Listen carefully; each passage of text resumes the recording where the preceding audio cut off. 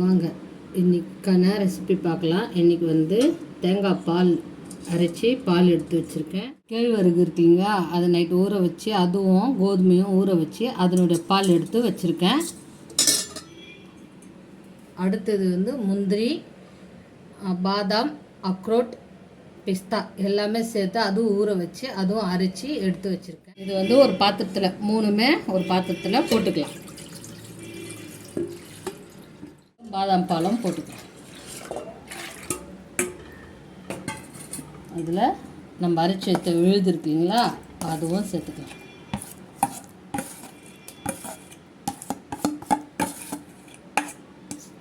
சேர்த்து நல்லா கலந்து விட்டு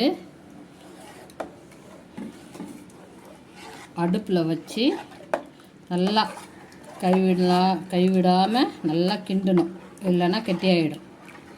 இது பேர் வந்து ஹரீரா சொல்லுவோம். எங்கள் இதில் நல்லா இருக்கும், குடிக்கவும் நல்லாயிருக்கும், ஆப்பத்துக்கு நல்லா டேஸ்ட்டாகவும் இருக்கும். நல்லா கரைச்சிட்டு நம்ம அடுப்பில் வச்சு கிண்டிகிட்டே இருக்கணும், சரிங்களா? வச்சு இது மாதிரி நல்லா கிண்டிகிட்டே இருக்கணும். நமக்கு எவ்வளோ தண்ணி வேணுமோ அதை சேர்த்துக்குங்க. கிண்ட கிண்ட கெட்டியாக ஆகும், சரிங்களா? இது மாதிரி கெட்டியாக ஆகும், சரிங்களா? உங்களுக்கு வேணும்னா இன்னும் கொஞ்சம் தண்ணி ஊற்றிக்குங்க. நல்லா கொதிக்கிட்டோம், ஆறுனாலும் இன்னும் கெட்டியாகும். நல்லா கலந்து விட்டுட்டு சர்க்கரை போடலாம்.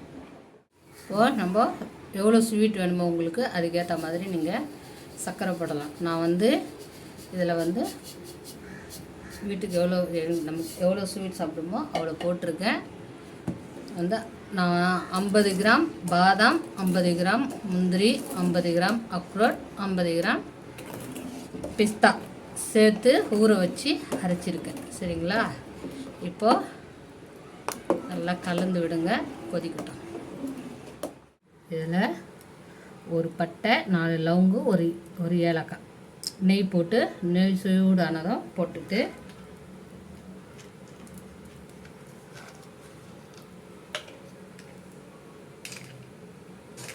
முந்திரி கட் பண்ணி வச்சுருக்கோம், அதுவும் சேர்த்துடலாம். பொன்னிறமாக வரட்டும் முந்திரி. அப்புறமா திராட்சை போடணும்.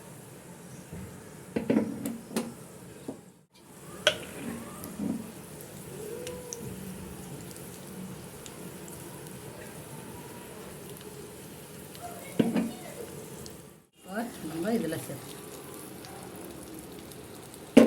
சேர்த்துட்டு கலந்து ஹரீரா ரெடி ஆகிடுச்சு. உங்களுக்கு எவ்வளோ ஸ்வீட் வேணுமோ நீங்கள் சேர்த்துக்கோங்க, சரிங்களா? இது ரெடி ஆகிடுச்சு. நீங்களும் வீட்டில் செஞ்சு பாருங்கள், சாப்பிட்டு சொல்லுங்கள், கமெண்ட்ஸில் சொல்லுங்கள். சப்ஸ்கிரைப் பண்ணுங்கள், ஷேர் பண்ணுங்கள், லைக் பண்ணுங்கள்.